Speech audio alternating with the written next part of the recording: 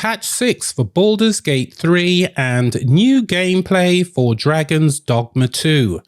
Let's take a look at these, shall we?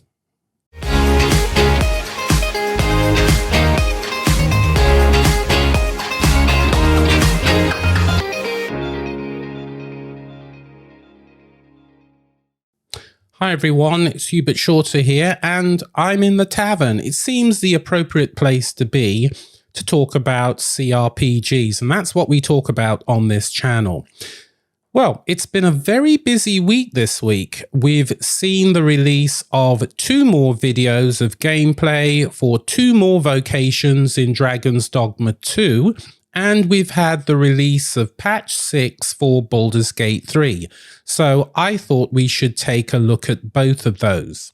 Now, I want to start with Dragon's Dogma 2, of course, because that's the game that's going to be released on the 22nd of March.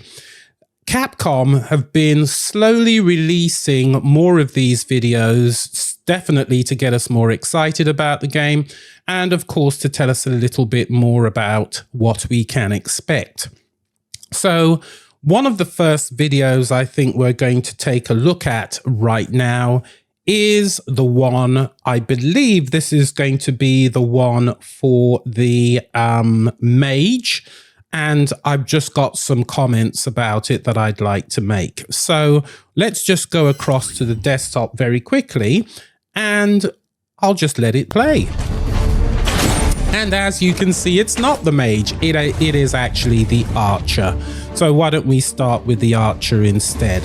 Now, to go with this video, they've released some information. I'll just pause it for a moment.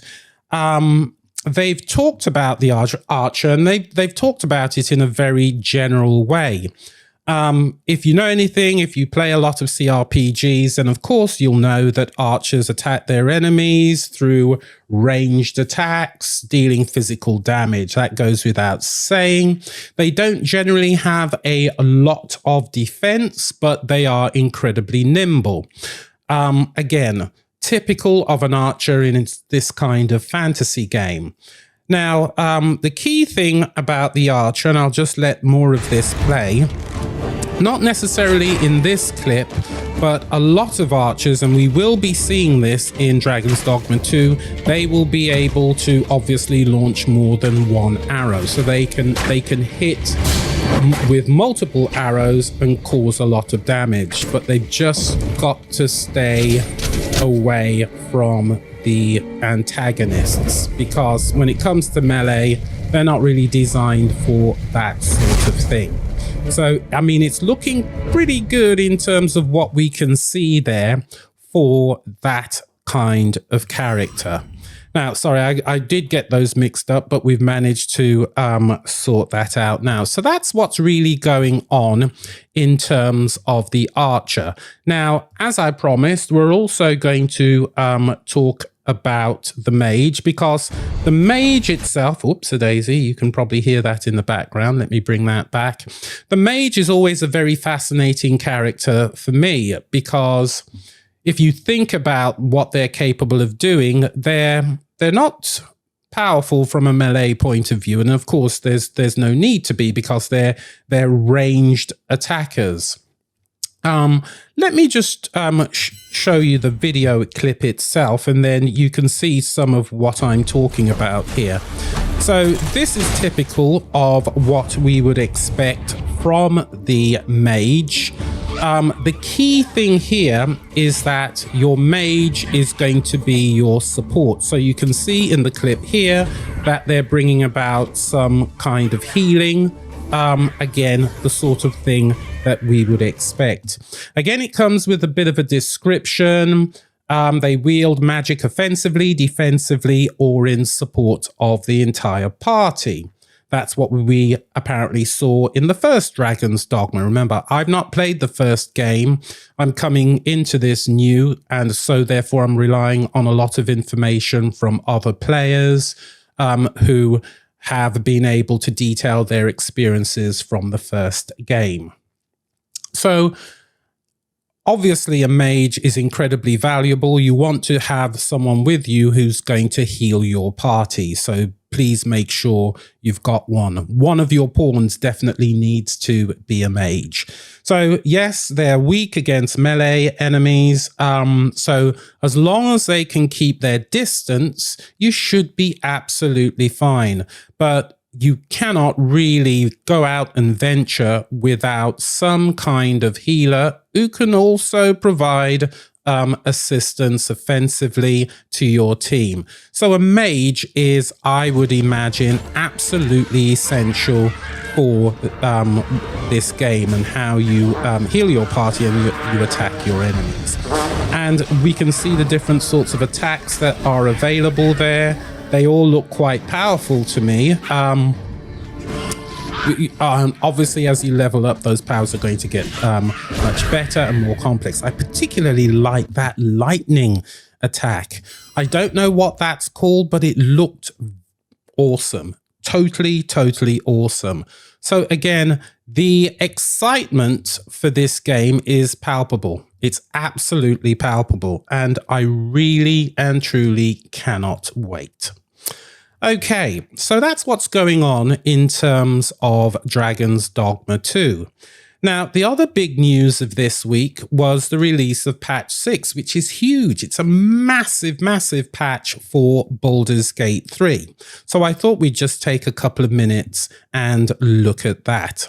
So if we switch back over here, there it is. You can see patch 6 is now live. Well, it went live a couple of days ago. And you can see it features Shadowheart and Lae'zel kissing each other with great affection. And we've got a title, or at least an introduction to it. 2 days after Valentine's Day, Cupid has shot his arrows, the chocolates have gone on sale, and the flowers have started to wilt. The perfect time to release a patch. Patch 6 for Baldur's Gate 3 launches today, and it's packed full of quality of life improvements, fixes, and a little bit of romance. So great.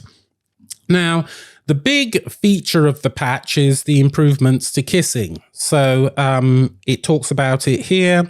We've made improvements to locking lips with your chosen romantic partner. All characters now have unique kisses that reflect their personalities. So essentially, you can kiss your romantic partner. There are a variety of kisses from, the full-throated type to just a kiss on the forehead. So I guess that's something to look forward to. It adds to the game. I'm sure it does. Now, one thing I'm seeing here, which I'm really happy about, there are improvements to the animations in the camp.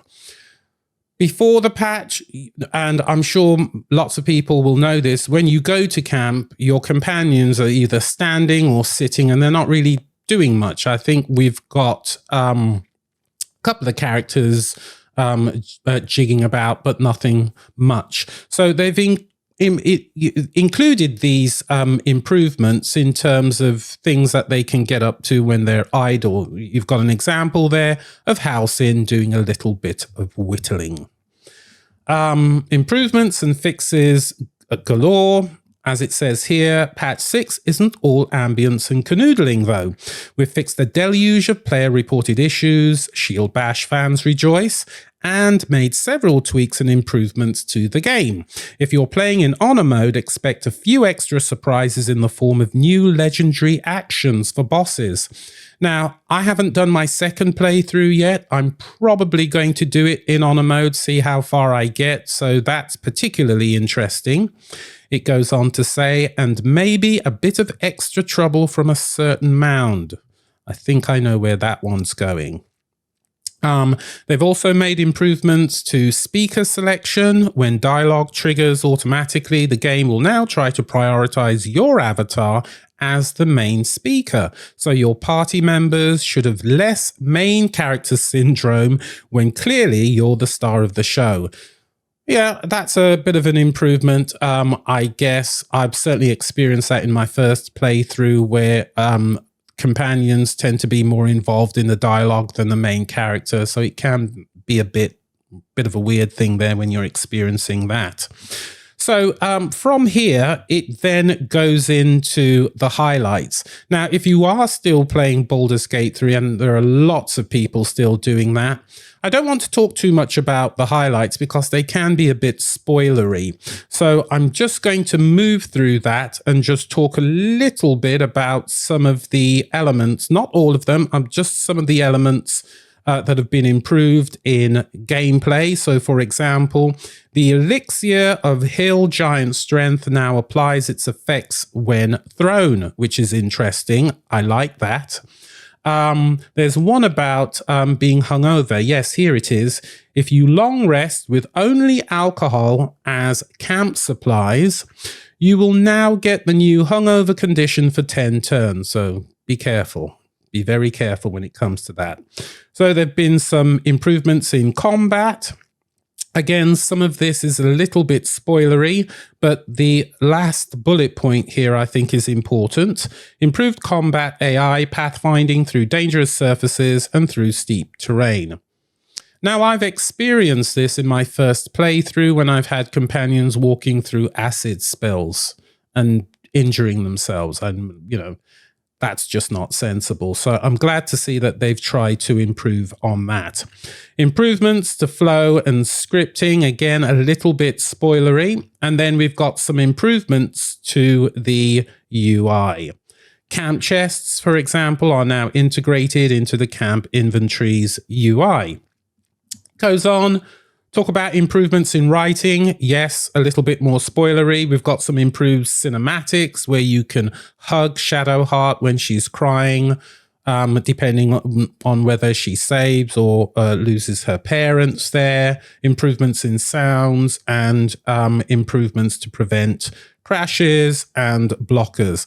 Now, again, if we look at that, that's a lot of improvements.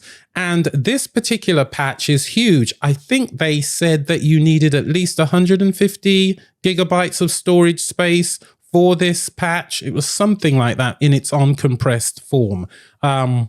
So yes, this is massive, but obviously it's going to make some massive improvements to the game. So they've made improvements there within Act 1, 2, and 3.